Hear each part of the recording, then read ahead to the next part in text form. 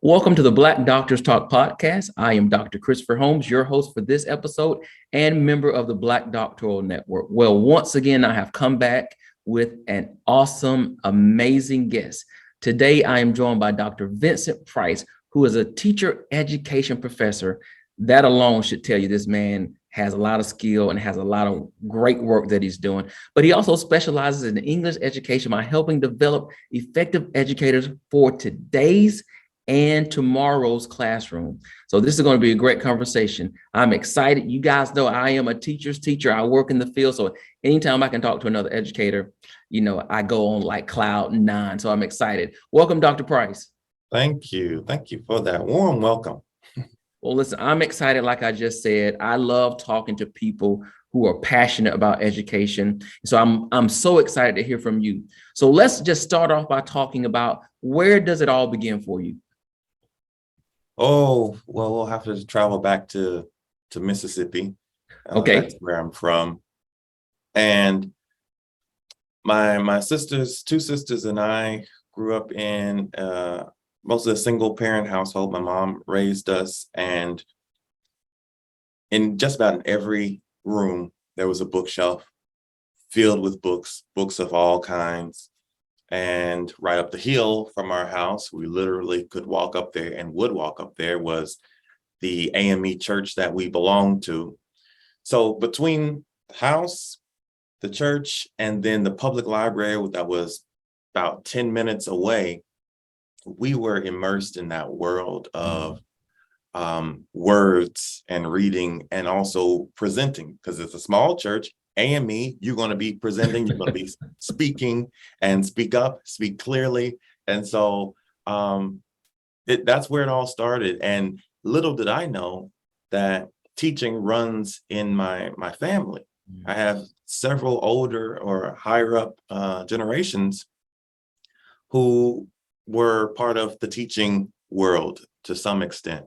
So it's just running through our veins. And so my sisters are teaching to some degree as well.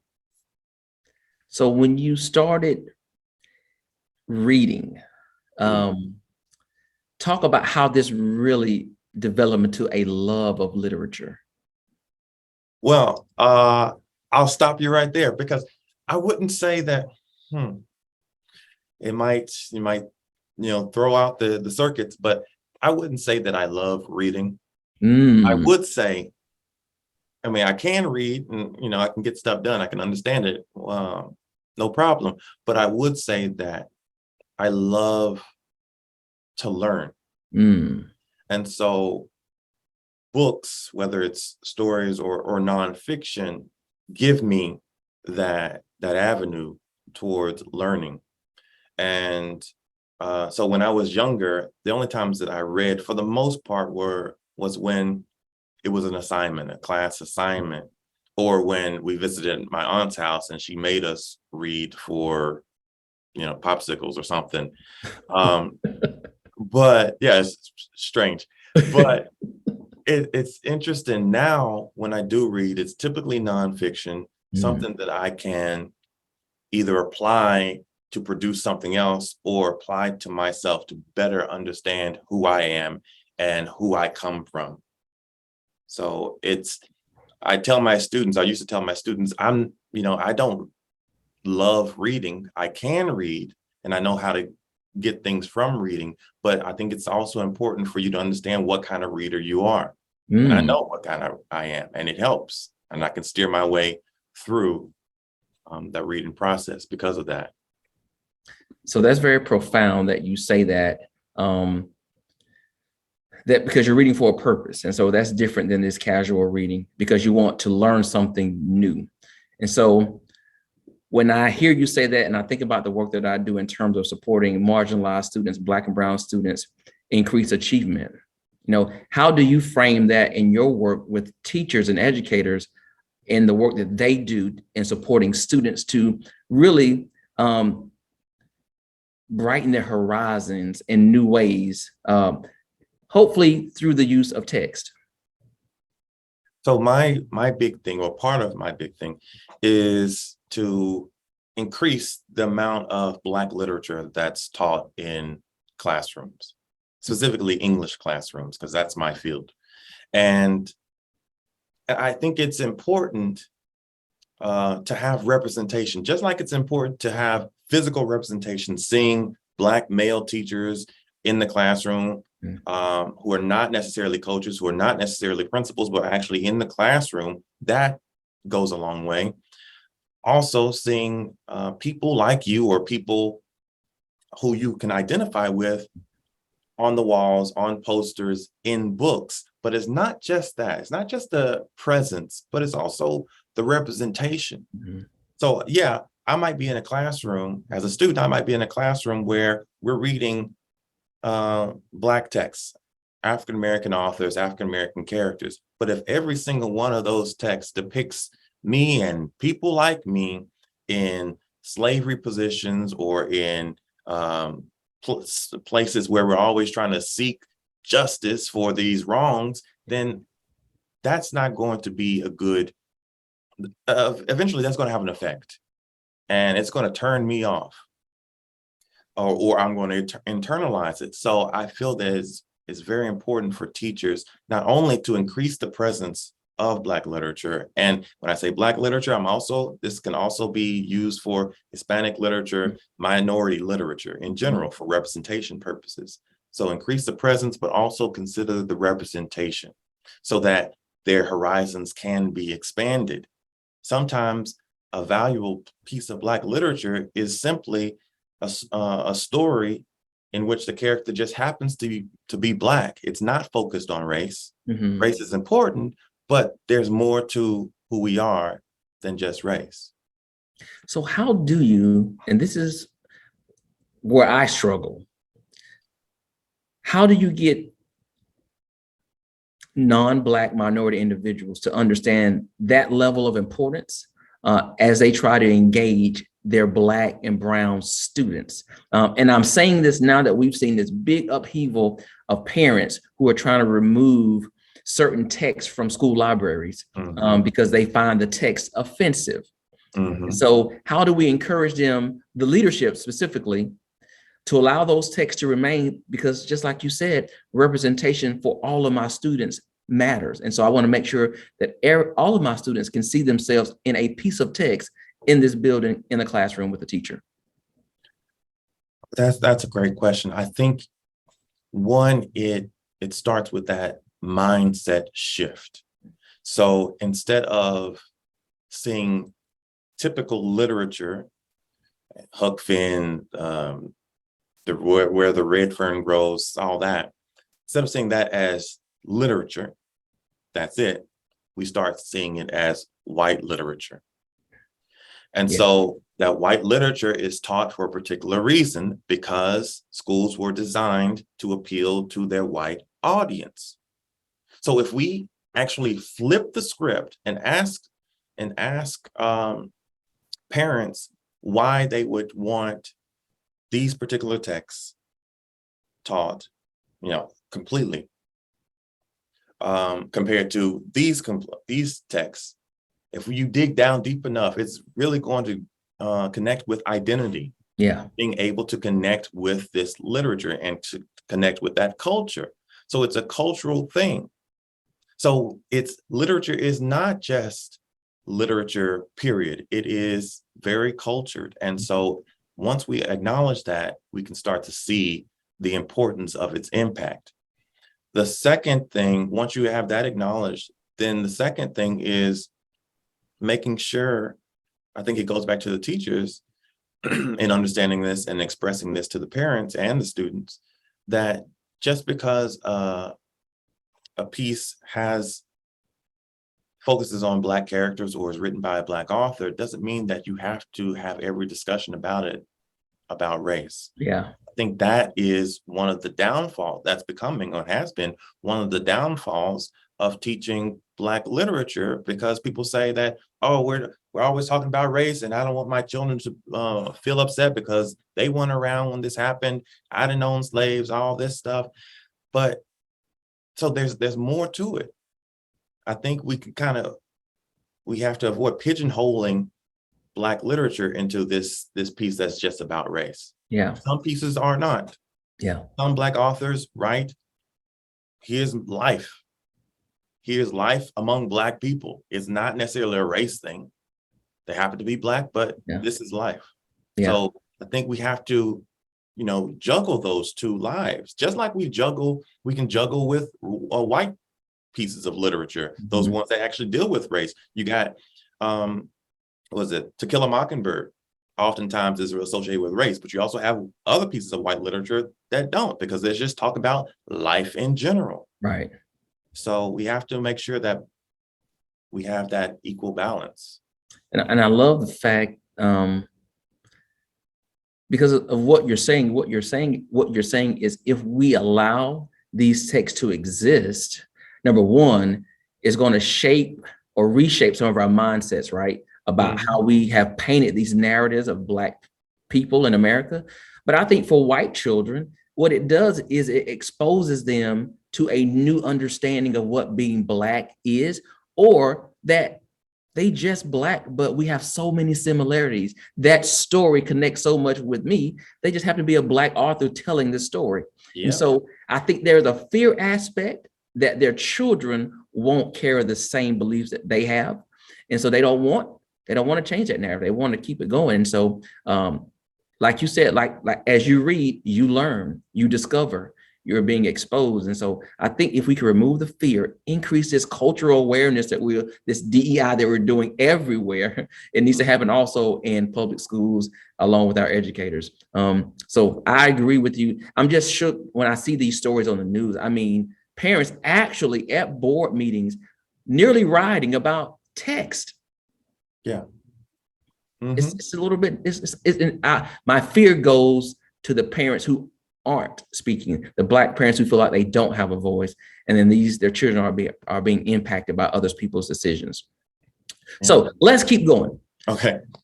Yeah, who has had a tremendous impact on you in your career? Say that question one more time. Who has had a tremendous impact on you in your career? I would have to say my mother. Wow. Okay. And she's always believed in her children, and she grew up in a time where education was emphasized, and so she emphasized it to us as well. And she taught us to understand that once you have that education and are able to speak well and write well, and think clearly for yourself, then you can open a whole lot of doors, and you can open a lot of doors for other people as well. And so when I went into graduate school, I kept that in mind, and that's why I went with that understanding that I was going to return back to the classroom to teach. After my master's, after getting my PhD, I would return back to the classroom to teach, to actually exercise this new way of thinking, these new resources, so that I can actually help those who need to be helped, and reacclimate myself to this environment, so I can actually be of use. I don't want to be just a title, 3 letters after my name. I want to be someone who actually does something. And so she's really pushed that, and she continues to push. Don't forget who you are, and don't forget your people, making sure that, you don't lose your way along that treacherous road ahead. Talk a little bit about that journey. So you decide you want to get the doctorate. What was that journey like? So I knew that I wanted to go, I wanted to get the master's, right? And I was initially going to get my master's immediately after the bachelor's. But a teacher friend of the family said, don't do that. Teach first to get some experience. That way you'll be able to bring that experience to your graduate level classes and be able to relate more. So I took about 4.5 years to teach in the classroom, and then went for the master's. And I hesitated. I didn't know whether I wanted to continue with the PhD or stick with the master's. So God forced forced this decision upon me because I needed some extra funding to complete that master's. So my chair, the chair of the department, said that if I could, agree or guarantee that I'm investing in this program, like long haul, then they would give me an assistantship and fund me. So I stayed around for the PhD, which was pretty nice. Yeah. And but I tell you, once I got past my classes, I thought about quitting at every stage. Because for me, it's not because it got too difficult. It's because it became uncertain and I became afraid of what was on the other side. So I was afraid of starting my research. I was afraid of doing the comps and all these different things. So there was a moment at each step of the way where I thought, what if I just stopped and just went back home? But the stubborn Taurus in me told me to keep on going. Yeah. And so that brings me here. And then after that PhD, yes, I went back to the classroom against everybody else's advice and understanding. I went back to the classroom because I could not go to the university and start teaching people how to teach if I've been 5 years out of the game. Yeah. So most definitely. And that was your whole mission to begin with, right? You want to go get the information to go back and make a difference. How has this worked now? Once you went back to the classroom, you've got the letters behind your name. Yeah. What were some challenges that you experienced in terms of moving forward with that mission that you had initially started with? So they don't tell you about this, I tell you, but when I went back to that classroom, I was a different teacher.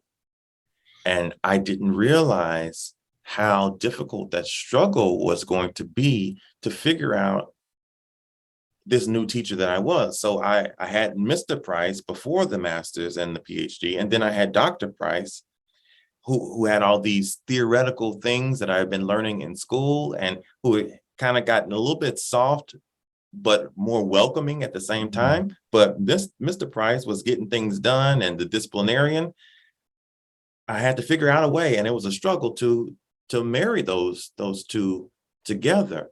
But I started teaching at a school that had predominantly Black student population. And so that was my target audience. And so I made sure that I brought in books with Black authors, and we discussed sometimes race, sometimes not. And I, like my mother did, encouraged reading, develop these speaking abilities, these writing abilities, so that you can actually open doors for yourself, because there is a lot. And I told them, there's a lot that you can do. If you know how to speak well, people will remember you. They say, oh, they speak so well, and they'll write your name down and you get a scholarship for something. And so it's about, I use that position to empower those students. And I think I was successful to some extent. But I think now in this university position, I can empower more by exponentially. So paying attention to the teachers who will then go out and spread the word. Yeah. Let me ask you this question. Yeah. Share a little bit about how and why your presence as a Black male is important, not just in K-12, but also in higher ed. I tell you, I was in a meeting, a Zoom meeting a few days ago, and I was the only Black face, and there were two other men. So it's about isolation. So when the population of teachers, educators, administrators is just overwhelmingly one population, then if I'm trying to enter that field, I don't feel welcomed. I don't see that I have a place there. If I'm a stubborn person, I'll push my way through, stake my claim, make the way for other folks. But even that is a challenging existence. But I think, and I've thought about this quite a bit, I think I was raised to be on that path to stick out. I am the only boy. I grew up as the only boy in a house full of women. I majored, well, and then I was in gifted education. So I was often the only boy, often the only black, often the only black boy. Then I majored in education, again, sticking out, English education, sticking out even more. And then I start teaching, of course. So it's important for people to see that they have a space. Yeah. Yeah. How has that made you resilient? I'm just thinking of always being the only. It's annoying,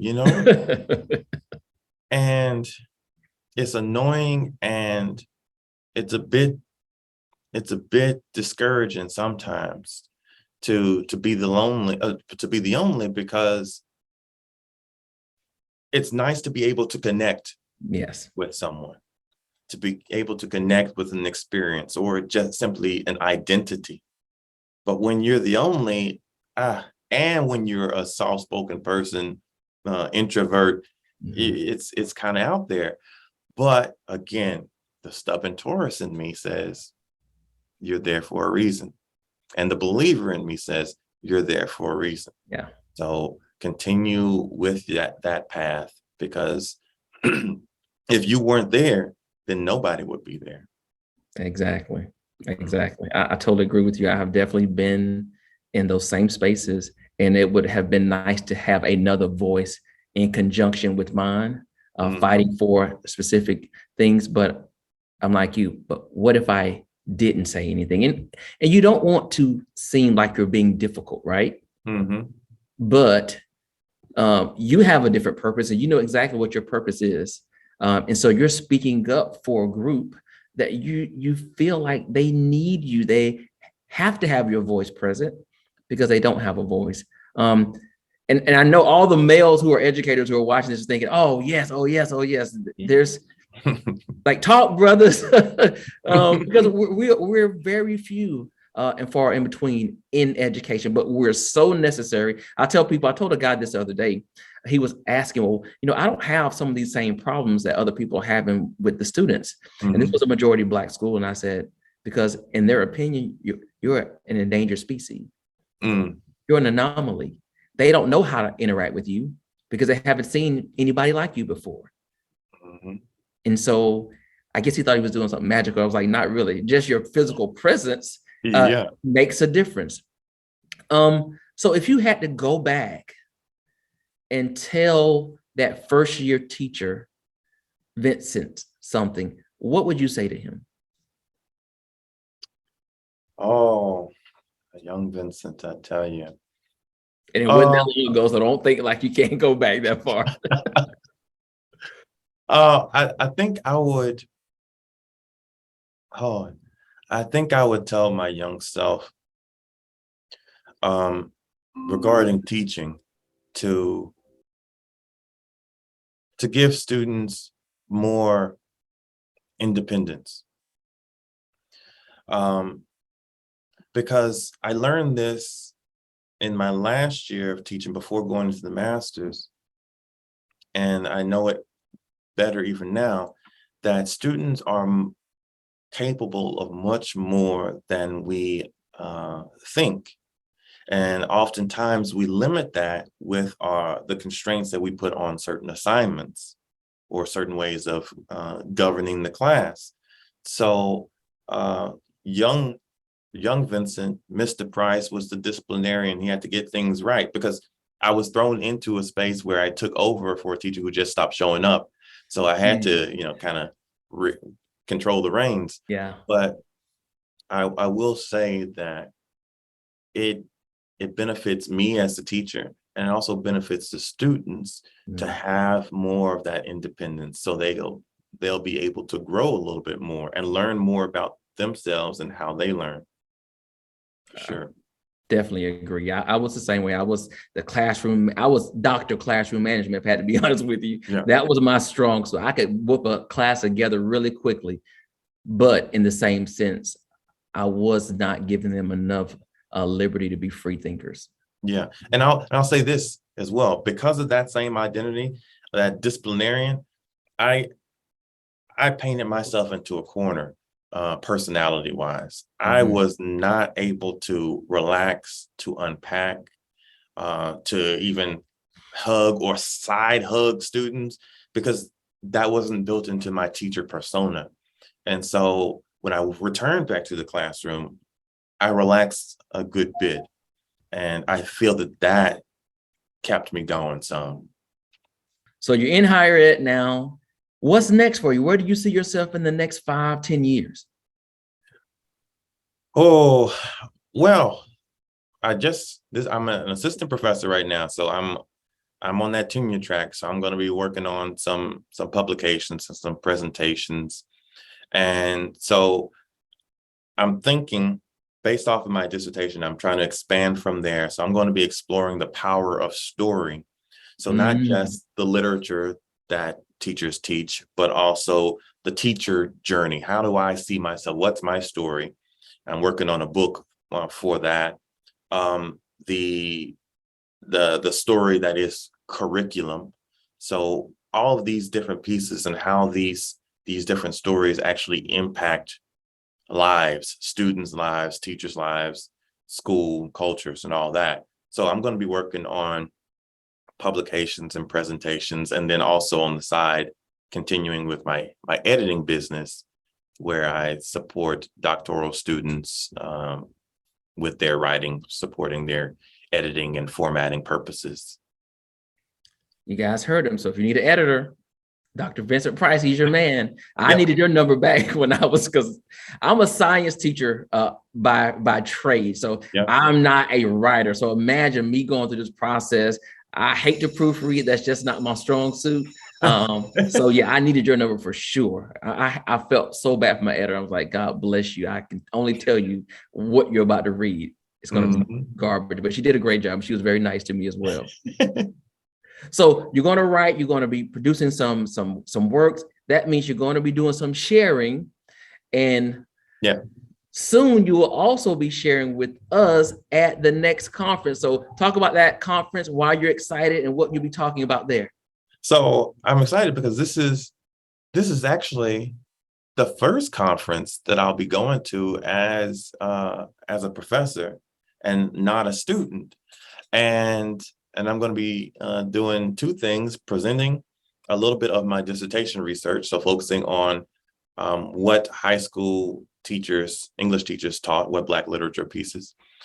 So presenting on that and their rationale for that. And also I'll be leading a workshop where folks get to ask me straightforward questions to get straightforward answers about writing. So for those folks who are definitely not in that writing zone or that writing field, or who are currently working on a dissertation and they want to improve their writing, especially if their chair or someone says that they need to strengthen their writing, then this is where you can come to ask these questions, no matter how simple or how advanced those things are, to get actual answers that you can apply today. So 2 relevant sessions. One, you're going to talk about you, and one, you're helping people. So if you've got somebody out there right now and they are on the fence about coming to the conference, what would you say to them? You better get off that fence and come on, because what do you have to lose? It's an event for networking, it's an event for connecting, and for identifying with other folks who are in your same space, some of them in your same field. And this whole network is meant for support. So don't turn down support. You may not need it now, but it'll come in handy later. So my next question is this: if there's a company out there who's looking to hire Black academics, Black intellectuals, what would you say to them about coming to the conference and recruiting some of the great talent that we have? Well, I would say, if you're looking for the best of the best. You're looking for the smart ones, the go-getters, the ones who are willing to push and pave the way for others. Then they are collecting, they're meeting all at the same time in the same space at this conference. So why wait for people to see your advertisement, see what you're trying to do?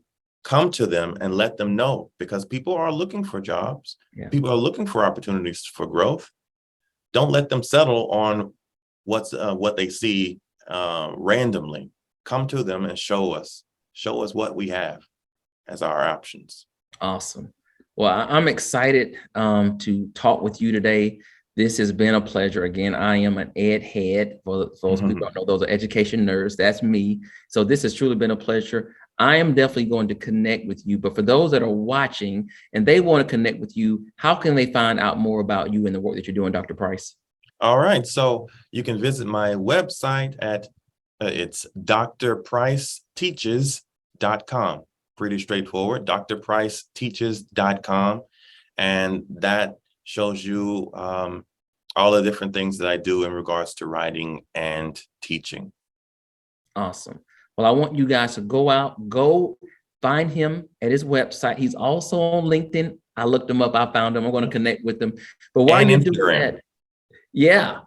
So I want you guys to also to connect with us. We would love to have you join our network with the Black Doctoral Network. So come on, find us on LinkedIn, find us on Facebook, find us on YouTube, and connect with us, and also share this information with others.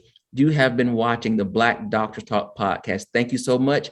Don't forget, join me next time. As always, I will have another amazing guest. Until then, be safe, be blessed, and I'll see you soon.